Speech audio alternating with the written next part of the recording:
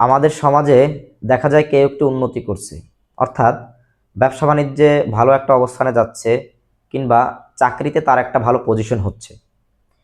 এই অবস্থায় দেখা যায় আমাদের কাছের মানুষজন, আমাদের বন্ধু বান্ধব বা আমাদের আত্মীয় স্বজন ভিতর থেকে অনেকে এটাকে জেলাস ফিল করে। এই জেলাস ফিল থেকে দেখা যায় ওই ব্যক্তি বদনজরে আক্রান্ত হয়ে যায়। আসলে সেটা আমরা অনেক ক্ষেত্রে বুঝিও না।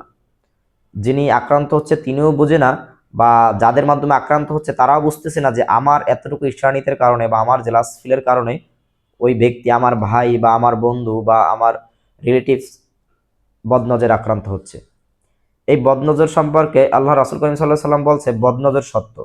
বদনজর উঠকে পাতিল পর্যন্ত এবং মানুষকে কবর পর্যন্ত নিয়ে যেতে পারে। অর্থাৎ মানুষের সম্পদ এবং মানুষের জীবন দুটোই ধ্বংস হতে পারে এই বদনজরের কারণে।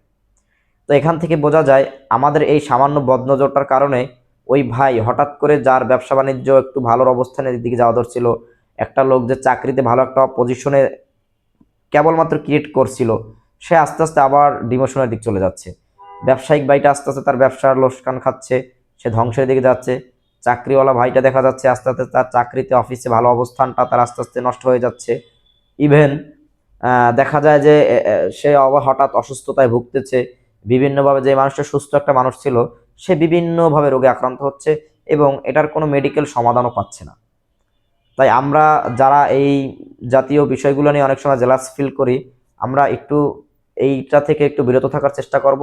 আমার এক ভাইকে যদি দেখি সে ভালো একটা অবস্থানে গেছে, বা আমার একজন রিলেটিভস যদি দেখি আমরা ভালো একটা অবস্থানে যাচ্ছে, তার জন্য আমরা দোয়া করি এবং বলি, আল্লাহ আপনি তাকে আরো উন্নতি বাড়িয়ে দেন।